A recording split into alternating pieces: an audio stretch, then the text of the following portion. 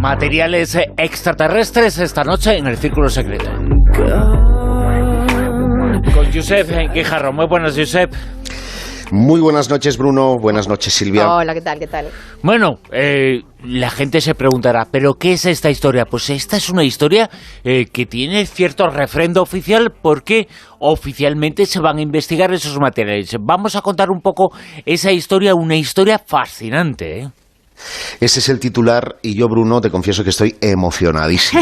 No porque si me dedico a lo de las pitonisas, voy acertando al 100%. Si os acordáis, cuando tiempo atrás, vamos, no hace ni un par de meses, hablábamos del proyecto secreto del Pentágono y que iban a haber nuevas revelaciones, y os aseguraba que esas revelaciones iban a tener que ver con los metamateriales, pues Dutch, he vuelto a acertar. Y no es por casualidad.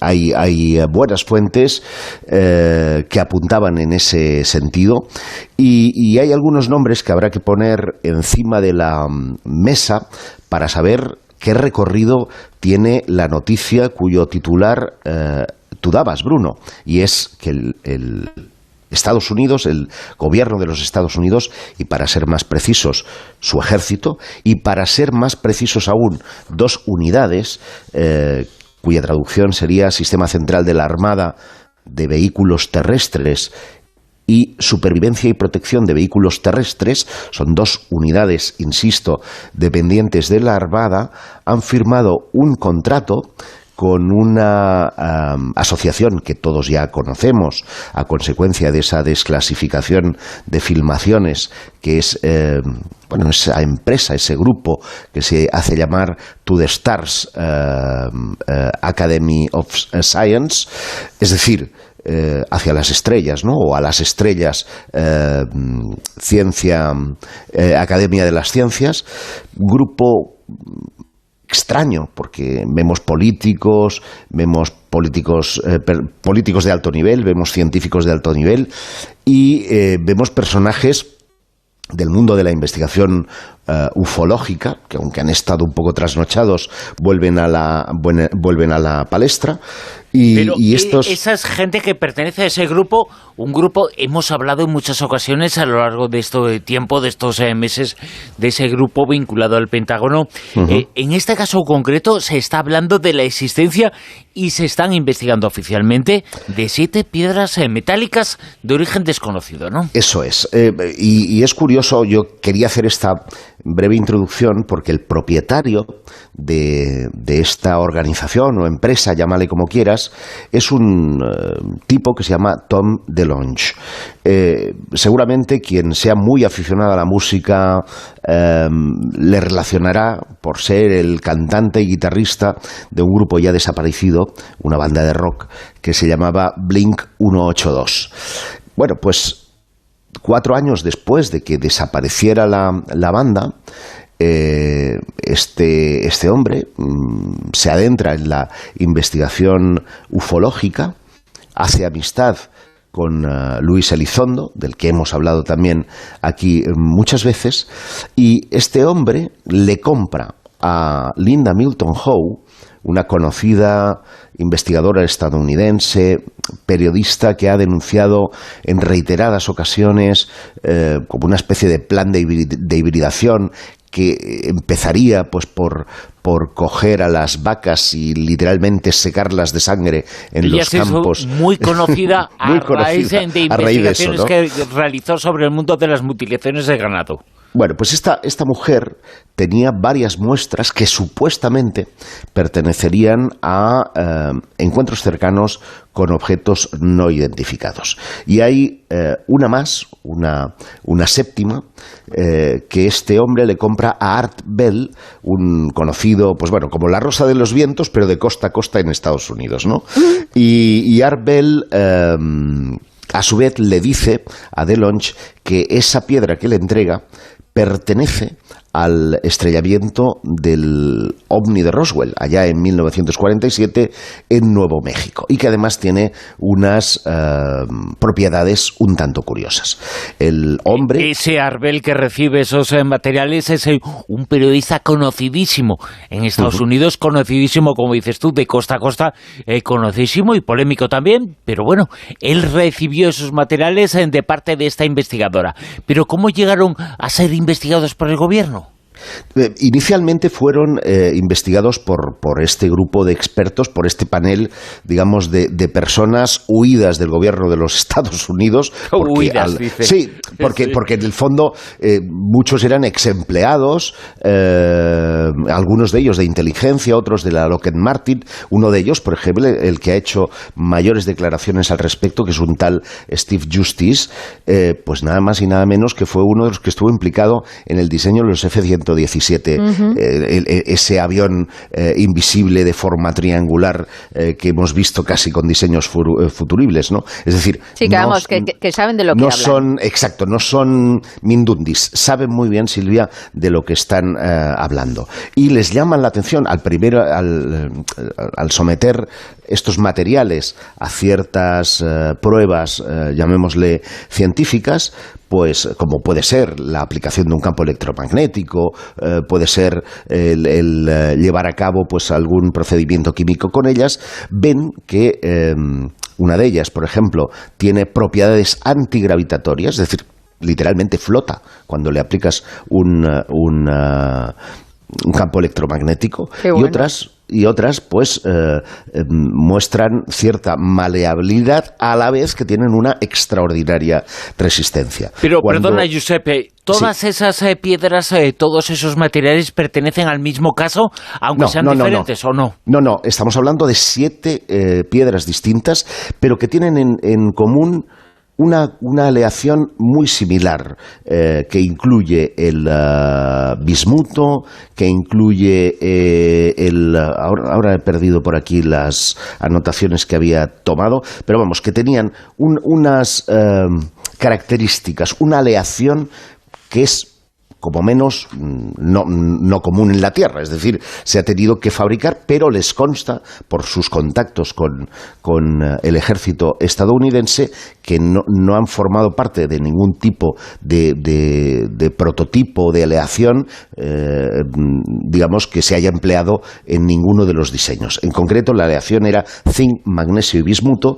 y una de las muestras incluía además aluminio. La difusión de estas imágenes apareció precisamente en el Twitter personal de Tom DeLonge, y a partir de ahí los periodistas tiran del hilo y averiguan que se ha firmado ese acuerdo no económico, es decir, es un acuerdo de colaboración para que el ejército pueda comprobar que esas características que el grupo de expertos ha deducido que tienen y que aseguran incluso que no pertenecerían a nuestro sistema solar, podrían ser reutilizadas en vehículos de fabricación estadounidense. Por lo tanto, pues imagínate, ¿no? Estamos de avance en avance, y en este caso de avance para las carrocerías de los vehículos terrestres, que es concretamente la unidad que se encarga precisamente de llevar a cabo esas comprobaciones. Claro, porque habrá expertos que me imagino que estén intentando averiguar cómo conseguir esa aleación, ¿no? Porque independientemente de los materiales que sí hayan identificado, lo que tienen duda y que no identifican, pues estarán mirando a ver cómo pueden coger o conseguir o utilizar o reutilizar, como tú estás diciendo, para lograr ese fuselaje, ¿no? Efectivamente. Luego me llama mucho la atención en alguna información que ya ha desaparecido de la web, pero que hasta hace unas semanas estaba visible en inglés en la web de To The Stars. Es que tú hablabas antes, Bruno, de qué casos, ¿no? Y la verdad es que no vienen detallados salvo el de Roswell. Sin embargo, hay una misteriosa mención, o había una misteriosa mención al proyecto de investigación Adam. Ese proyecto de investigación tiene muchos años, se remonta a finales de los años 50, fue propuesto por Wernher von Braun, hombre que todos conocemos por ser el inventor. El responsable del viaje a la Luna, para que nos entendamos, ¿no? Sí, y también de la bomba atómica, entre otras cosas. El proyecto Paperclip, y al parecer se habían hecho toda una serie de sondajes, de ahí que tenga que ver también con el asunto de Roswell y el proyecto Mogul, porque al parecer en esos globos, que supuestamente estaban encaminados única y exclusivamente a monitorear las posibles pruebas nucleares que sus vecinos rusos pudieran llevar a cabo, se recogieron muestras en el espacio, digamos, suborbital, es decir, por debajo de donde están los satélites, se habrían recogido algunas de esas muestras pequeñas de estos metales que, obviamente, ya está claro que son extraterrestres porque han sido cogidos en el espacio, pero que determinarían que tienen una serie de propiedades, vamos a decir, entre comillas, mágicas, que les hacen muy especiales. Únicas, ¿no? Pero ahora mismo, ¿dónde se encuentran esos materiales? Porque hemos visto fotografías, hemos visto imágenes de esas piedras, pero ¿dónde están las piedras? ¿Quién las tiene?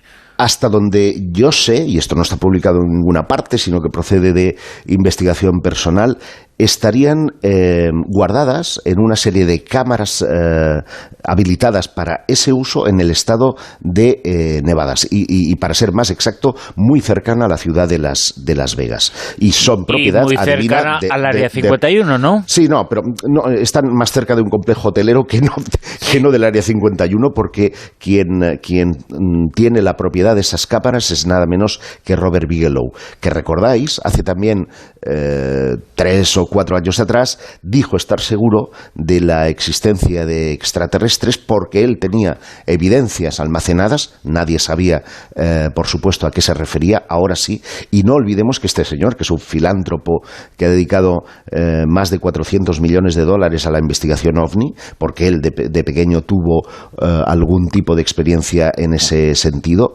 es uno de los que proporciona motores y diseños superfuturistas a la NASA a través de una empresa que trabaja para la Jet Propulsion Laboratory. Fíjate, es como que todas las piezas, nunca mejor dicho, están uniéndose ahora, ¿no?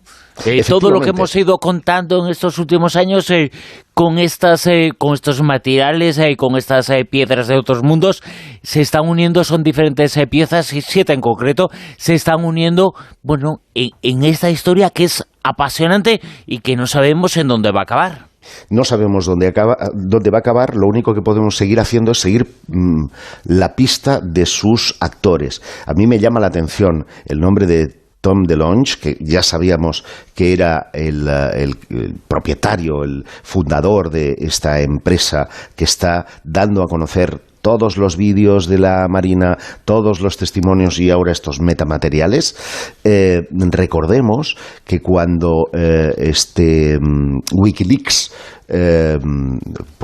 directamente fusiló cerca de 20.000 emails de la administración, concretamente de Hillary Clinton durante la campaña de las presidenciales con Donald Trump, salieron a relucir una serie de emails entre el jefe de campaña de Hillary Clinton, Tom DeLonge, y con el Vaticano. Viene otra pieza más, con lo cual imaginaos, porque además el Vaticano se ha sabido que tiene algún proyecto de observación astronómica y bueno, se habla, esto ya es más conspiranoia que otra cosa, que pudieran haber otro tipo de proyectos secretos auspiciados por el Vaticano y de los que aún no tendríamos noticia. A mí me gustaría saber, Josep, si se ha conseguido con algún método o procedimiento datar la antigüedad de estas piedras. No sé si se ha contemplado. Hoy por hoy no se ha llevado a cabo ninguna. La única prueba que se podría hacer es la de la termolumínica. Eso es, gracias Bruno, que es la prueba que se utiliza para la datación de piedras. Son piedras, les llamo piedras a falta de algo, de una palabra más concreta, habida cuenta de que muchas presentan aspecto plástico y sin embargo son metales, Con lo cual, la definición es toda muy extraña, pero no se ha podido determinar la antigüedad y es muy probable que ahora, en los próximos meses, si este acuerdo, este contrato tira adelante, además ya se ha hecho una rueda de prensa, hay una presentación oficial. Porque aunque no nos lo creamos, esto es medianamente oficial. Claro, esa es la historia. Que es lo asombroso, que oficialmente se dice eso y se reconoce eso, ¿no? En Estados Unidos la sociedad está muy dividida, están entre los que se están partiendo de risa diciendo, pero qué chorradas son estas, y los que, incluso científicos muy importantes, aquí explicamos el caso de Kaku, por ejemplo, que ya han roto una lanza en favor de este asunto, el tema OVNI, y están perdiendo, toda... todo miedo al ridículo, claro. Se están atreviendo, han roto la barrera y a partir de ahora la sociedad está muy polarizada entre los que creen y en los que realmente están esperando con mucha expectación que la Marina, y en concreto estas unidades, puedan determinar el origen cierto de estos extraños materiales que, insisto, se han recogido en diversos lugares de los Estados Unidos. Ojo, me consta, y si quieres con eso luego te doy paso lo que quieras, me consta que Luis Elizondo estuvo hace pocas semanas en el norte de Chile, donde también hay un tipo, Jorge Tabé se llama, que tuvo una experiencia en los años 90 en la que vio como un objeto no identificado chocaba, se daba un golpe contra la montaña en la que él tenía la mina. Este hombre es minero y al llegar al lugar pues le llamaron la atención dos piedras muy plateadas, llamativamente plateadas, que él se las llevó consigo a su casa y las puso debajo del televisor. Estamos hablando de los años 90, entonces había el videotape, habían televisores de tubo, y cuando las piedras estaban ahí debajo, pues veía que la televisión pues tenía como una especie de emanaciones que obviamente eran un producto de una irradiación de tipo electromagnético y que no podía reproducir videotapes. Bien, pues Elizondo parece que también ha ido detrás de esas piedras y a lo mejor, quién sabe, no van a ser 7 sino 700 las que al final le toque investigar a la Marina de los Estados Unidos. O sea, que ahora están apareciendo hasta debajo de las piedras de todo, ¿no? Nunca mejor dicho. Con Luis Elizondo está intentando Javier Sevillano, nuestro productor, hablar, y hay que intervenir en nuestro programa. Es el jefe de ese grupo oficial relacionado con la investigación del fenómeno OVNI a nivel oficial. Pero bueno, Luis Elizondo, que tiene ancestros españoles, hay que tener una historia muy curiosa, pero bueno, todavía se nos está un poco resistiendo. Desde aquí, si nos escuchas, Luis, aténdenos. Llámanos, llama Luis, que somos muy buena gente. Me consta que todo nos está escuchando. Todo obedece a una cuestión promocional, porque él está rodando la segunda parte de un documental con mucho éxito en los Estados Unidos. Le hacemos promoción, no hay problema. Pues eso es lo que se trata. Luis, vente para acá, que aquí te tratamos, vamos, la mar de bien. Por cierto que, aunque ahora en la actualidad se esté en estos materiales, en estas piedras, no es la primera vez que se relaciona con el fenómeno OVNI, que quedan esas huellas, esos materiales, esos objetos que pueden ser y suponer una prueba definitiva de la existencia del fenómeno. No es el primero de los casos, ¿no? No, mira, y con esto también me sirve de homenaje al bueno de Salvador, que nos ha dejado, que falleció hace 10 días escasamente. Pues, Salvador Freixedo me puso en la mano un material, lo que parecía realmente pues un mineral, ¿no? Negro, con cristalizaciones, que aseguraba, él había recogido, ya sabes cómo era Salvador, ¿no? Personalmente, en la playa de Ubatuba, en Brasil, donde miles de testigos vieron como un no identificado en pleno día, pues caía despeñado hacia el fondo del océano. Y algunos bañistas pues se apresuraron, unos a irse para la arena y otros a intentar buscar qué demonios era aquello. Bueno, como resultado de esa historia, pues trajo esa piedra que jamás, que a mí me conste, ha sido analizada. Él decía que era más resistente que el tungsteno. En fin, había toda una serie de particularidades que yo particularmente nunca pude comprobar porque la tuve solo unos minutos en mi mano. Pero es verdad que hay muchas piedras en todo el mundo que se han vinculado al fenómeno OVNI y muchas huellas que, digamos, testimonian el hecho. Ya no me refiero a huellas dejadas por una pata, sí, o por huellas, una rueda, ¿no? Evidencias físicas que han quedado, efectivamente, ¿no? Por ejemplo, tú recordarás el caso Rendlesham, sí, claro, Bruno, en un bosque del Reino Unido, en el que varios soldados ven posarse un objeto el en día el de suelo. Navidad del 80. Sí, señor. Y cuando del siglo pasado, tenemos que decir. Claro. Y cuando el ovni, el presunto platillo volante, se eleva de nuevo, los soldados ven en el suelo como una especie de alfabeto. Alfabeto que copian, y a partir de ahí, bueno, ha dado miles de conjeturas ese alfabeto, pero nadie ha podido saber qué demonios podía estar significando. O el cabello de ángel, que se menciona en muchas ocasiones desde los años 50 del siglo XX. El cabello de ángel es una pieza, es algo que cae de los ovnis y se produce en muchos casos, y hay muchos casos conocidos en donde no se sabe cuál es la procedencia, pero se ha analizado ese sí, llamado cabello de ángel. Sí, y los resultados no defraudan. Yo tengo en mi posesión más de 100 páginas del informe del famoso cabello de ángel recogido en Évora, en la localidad portuguesa, en la que un ovni, también a plena luz del día, empezó a brillar encima de un colegio, literalmente, y a partir de ese momento el profe, que tenía las veces afición por la astronomía, fue al laboratorio de ciencias naturales, cogió un